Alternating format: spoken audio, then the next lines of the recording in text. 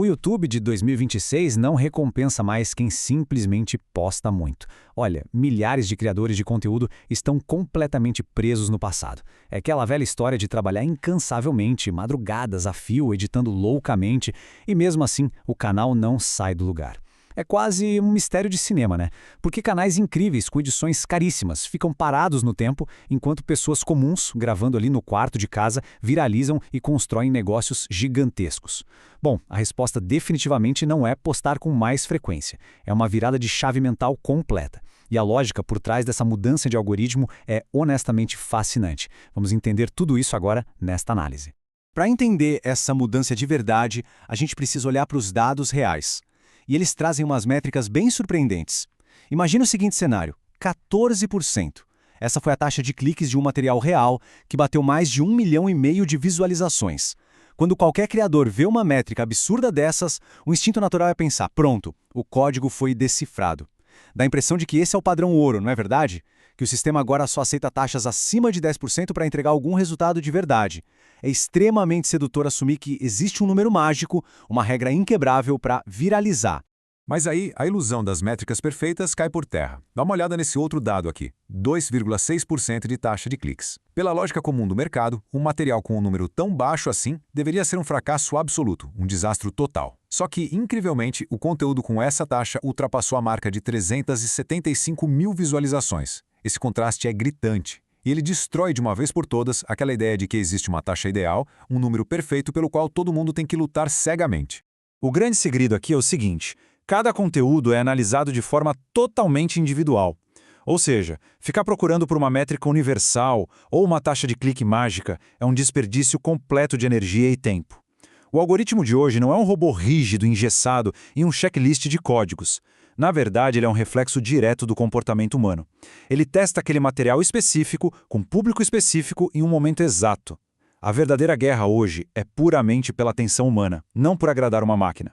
E isso leva a uma mudança de estratégia que é fundamental. Pensar no crescimento de um projeto digital é basicamente como planejar uma viagem de carro. Focar só no destino final, tipo ficar atualizando a página a cada 5 minutos para ver se os 1.000 inscritos chegaram, é exata a mesma coisa que ficar olhando para o endereço no GPS sem nem ligar o motor do carro. O movimento simplesmente não acontece. O caminho mais inteligente é usar os resultados e o painel de métricas como uma verdadeira bússola. É pegar a análise daquilo que já foi publicado e usar a informação para guiar as próximas decisões criativas.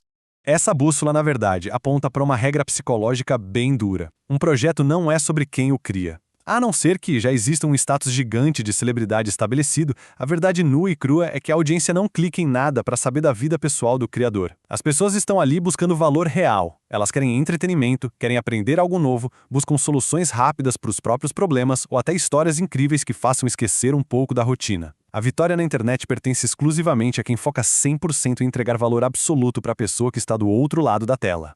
Tendo isso em mente, a estratégia de crescimento vira praticamente um diagnóstico clínico. O segredo? Eliminar sem dó o que não funciona. Publicar no escuro, falar de assuntos aleatórios ou criar introduções enormes que testam a paciência de qualquer um, esses são os erros silenciosos que simplesmente aniquilam projetos menores. O crescimento real só vem quando os dados do passado viram uma vacina contra as falhas do futuro. Então, quedas drásticas de retenção ou cliques muito baixos não são motivos de desespero. Pelo contrário, são indicadores cristalinos mostrando exatamente onde a faca da edição precisa cortar.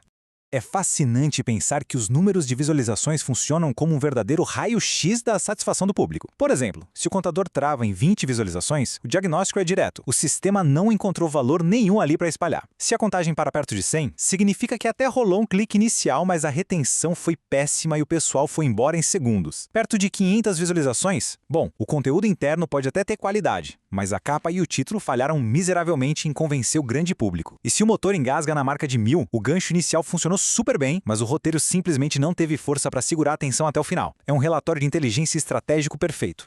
E é exatamente aqui que canais pequenos começam a virar o jogo e a explodir. Eles revertem esses diagnósticos frustrantes focando com tudo em 4 pilares essenciais de crescimento. Olha só a estrutura: a escolha do tema, a capa junto com o título, a abertura e a retenção constante. O domínio absoluto desses 4 elementos prova uma regra implacável dos dias de hoje. Um único material com esses pilares bem estruturados vale infinitamente mais do que 50 publicações criadas sem estratégia nenhuma, só na base da esperança. Entender essa engrenagem a fundo é o que separa um hobby desgastante de um negócio de altíssimo nível. Vamos aprofundar no primeiro pilar, a escolha do tema. Isso vai muito, mas muito além da informação pura. É basicamente a embalagem psicológica do assunto. O grande segredo estratégico agora é dar um passo para trás antes de qualquer produção. Se um assunto é puramente técnico ou denso demais, ele obrigatoriamente precisa ser reempacotado. É preciso descobrir o que as massas realmente digitam nas barras de pesquisa, sabe? Conectar aquela informação técnica a um desejo primitivo. É transformar um manual chato de como fazer em um título magnético de por que isso vai mudar completamente a rotina. E a diferença no potencial de alcance quando se faz isso é simplesmente brutal. Imagina um assunto super técnico, como qual a retenção ideal. Ele bate num teto ali de mais ou menos 54 mil buscas. É quase um beco sem saída orgânico. Mas ao pegar exatamente a mesma informação e aplicar a psicologia do desejo da audiência, mudando o tema central para algo mais amplo como crescer na plataforma, bum, o teto salta para impressionantes 800 mil visualizações em potencial. A escolha correta do tema é o que define logo de cara se o conteúdo vai nadar em um aquário apertado ou explorar o oceano aberto. Seguindo em frente, o pilar número 2 foca na clareza absoluta de modelar o que já funciona. Intuição cega e achismo são os piores inimigos do crescimento. Canais que tentam falar de tudo um pouco são engolidos diariamente por esse mar imenso de conteúdo. Enquanto isso, quem estuda o mercado dispara de forma acelerada. A jogada de mestre aqui é pesquisar ativamente as embalagens visuais, os títulos e as capas que já capturam a atenção, e então adaptar esses elementos vencedores. Tentar adivinhar é amadorismo puro. Construir em cima da psicologia que já funciona é a postura de um verdadeiro estrategista digital. E aí chegamos ao terceiro pilar, que é crucial, a abertura. Aqueles primeiros segundinhos ali são literalmente uma questão de vida ou morte. O maior erro possível é começar de forma arrastada, contando a história inteira de como a ideia surgiu ou usando aquelas vinhetas gigantes e ultrapassadas. A regra moderna é clara. A abertura tem que confirmar a promessa do título e da capa logo nos primeiros instantes. Se isso não acontecer, o abandono da página é garantido.